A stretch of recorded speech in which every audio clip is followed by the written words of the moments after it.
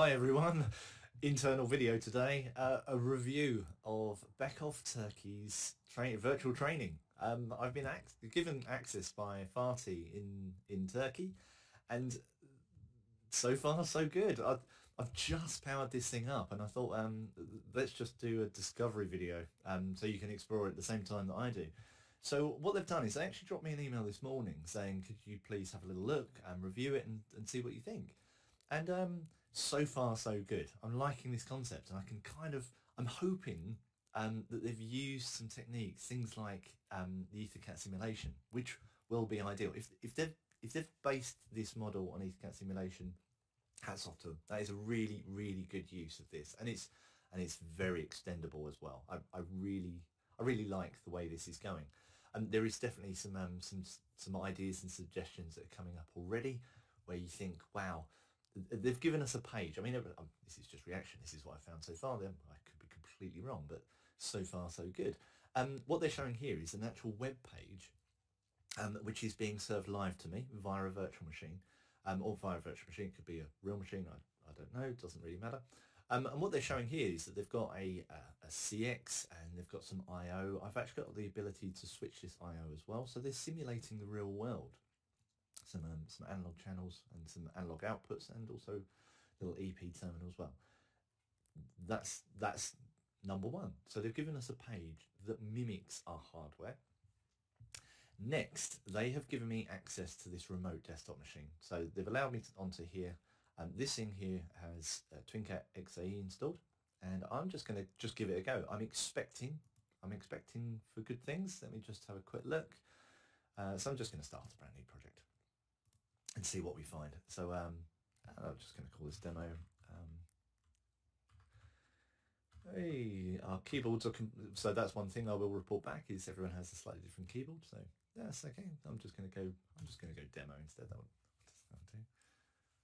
I like the idea of this. There is definitely some things that we can use in Beckhoff Australia for just live training. I think. Rather than sending equipment, why not do this? This is a very neat solution. I assume as well, where they're saying that they're going to be doing remote training from Beckhoff HQ, I'd lay money that they're going to do this type of thing too. So they've not given me any settings in order to connect to someone else. So I'm expecting that there's going to be there's going to be a project living somewhere on a port that this thing's has the ability to connect to. So I'm just going to go straight in there and see if I can scan the hardware, because why not, eh? Why not? Let's just see what comes up. Yeah, that's our standard error message. Device to EtherCAT, so it's definitely finding the adapter. This which so far it's looking like a real machine. And we'll okay that. Scan for boxes, yes I will. And activate free run. I like that as well. So they've shown that EtherCAT's gone live. I'm getting the feeling, and again this may be wrong, may be right, but again still, let's just throw some ideas up in the air. I'm actually thinking that I'm connected, that I'm actually going to be connected to the real bit of kit. Let's just have a quick look. Sorry, properties. Let's just jump into it this way. Let's go into. Oh, there we go. System. This is what I'm after.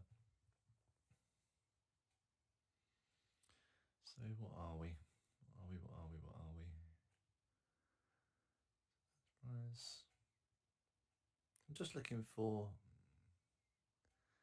clues to see if I'm actually in the real hardware itself.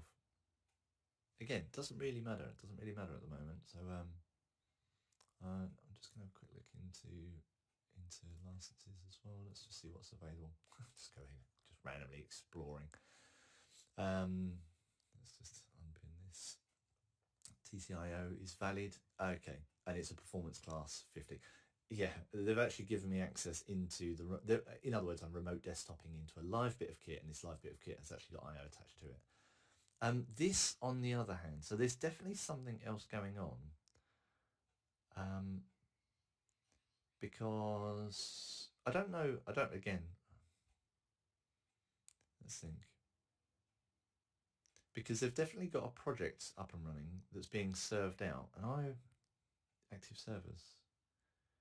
Okay, so there must be some EtherCAT diagnostics bits that you can pull up even without programs in here, which is ideal. So yeah, sorry, I'm just trying to work out where things are being hidden, and it doesn't actually look like they use an EtherCAT simulation. So that's going to be a recommendation, because we wouldn't even need to use IO. We wouldn't even need to use kit. We could actually have I'm saying unlimited, obviously it's processing speed that you'd need for virtual machines, but potentially there's nothing to stop us just virtualizing this whole thing and yet still getting the same experience. How mad. But anyway, so far so good. So I really like that. That's a nice way of doing it. I definitely think, being that this is running on real hardware, again, you've got the benefits of running on real hardware. So there will always be benefits this way, especially if you want to show people things like UPS. But for the sake of only using UPS as being the benefit, I think there may be some benefits actually to using the EtherCAT simulation. Just simulate all the I/O. As far as people are concerned, they think they're connected to the I/O anyway. It'll mimic exactly the same. But the other thing I like on this one too, let's just confirm. So I'm just going to go online with this one. I'm just going to assume they've plugged it into number one. There we go. It's good. It's good. I like it. Yeah.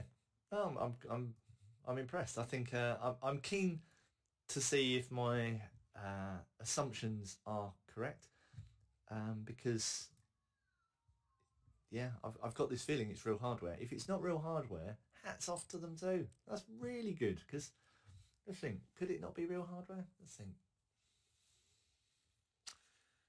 Don't know.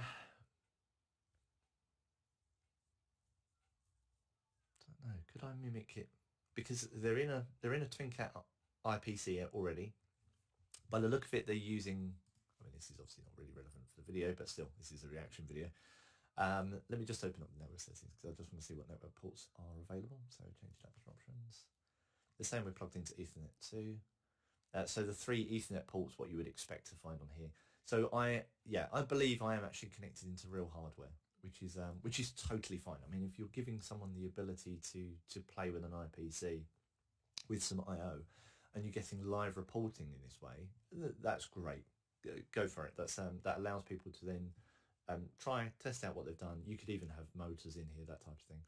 But obviously, the minute you're using real hardware, if I was to then say, well, actually, I'd like to do IEPE, I'd like to do servo motors, I'd like to use explainer, XTS, you would need the real hardware connected to that, where actually you could actually mimic all of this with EtherCAT simulation and still give the user, the end user, the same feeling that they're connected to real hardware, but not. So yes, that's really good. I like it. That's a really good idea. Let's just have a look. Let's finish the check of what things we've got. So we've got some values here. Excuse me. It's reacting.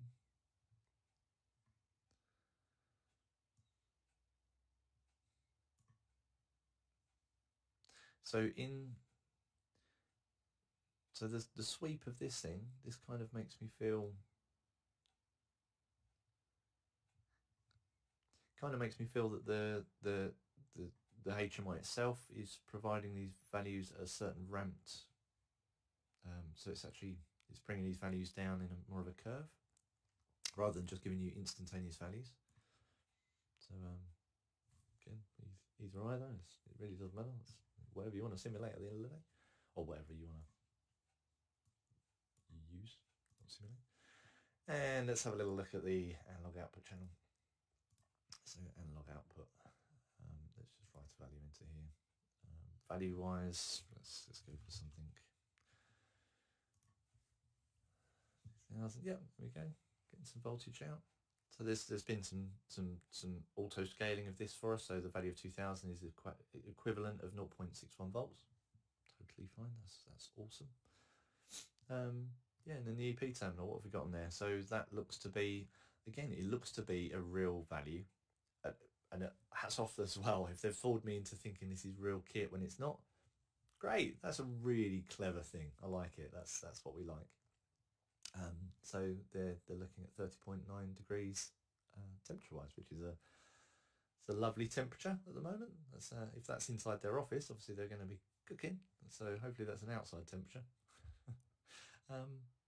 Nice. There we go. I'm going to call it a day at that, because I could put a PLC program in here and just drive these I/O, but ultimately I'd only be driving the I/O to do something that I wanted to do rather than just forcing values. But I like it. I like this a lot, and it's definitely given us some ideas as well of could you do this without any kit at all, which is obviously a very scalable goal with this, because if we were to have I/O hardware and I/O connected just to allow people to connect to it to drive it from afar, then that's fine, but it's not very scalable, because let's say for example we wanted 20 people to be able to do that at once. You've got 20 C6015s, 60 the 25s, that type of thing, and it's just hardware doing nothing, which, all right, you could say that you could give them access to the training rigs, which is completely possible too, but ultimately in the wonderful world of virtualization, you could virtualize a lot of this and just have pretend hardware that mimics the hardware so well that they wouldn't know that they weren't connected to real hardware. Okay, I'm going to wrap up the video there. That's an interesting thing. I'd be keen to know your thoughts on this too. So because I think that remote training could be done this way. I think this is a valid way of doing remote training, and especially if you don't even need the ability for them to connect into a remote desktop machine. I mean, obviously we've got cloud engineering, which is coming very soon. That's still in internal beta, unfortunately, at the moment. So there's no pricing models available. So we can't even really, there's nothing we can put to customers as yet. But there's nothing to stop us saying, for the time being, here's your connection details so you can connect into our virtualized bit of kit. And here's how you drive it. Please feel free to drive it, that type of thing. And it's all just virtualized, and they're using their laptops to connect to it as well. So as they finish the training course, their laptops are already prepared, ready to go to then connect to some real hardware that's sitting next to them, that type of thing.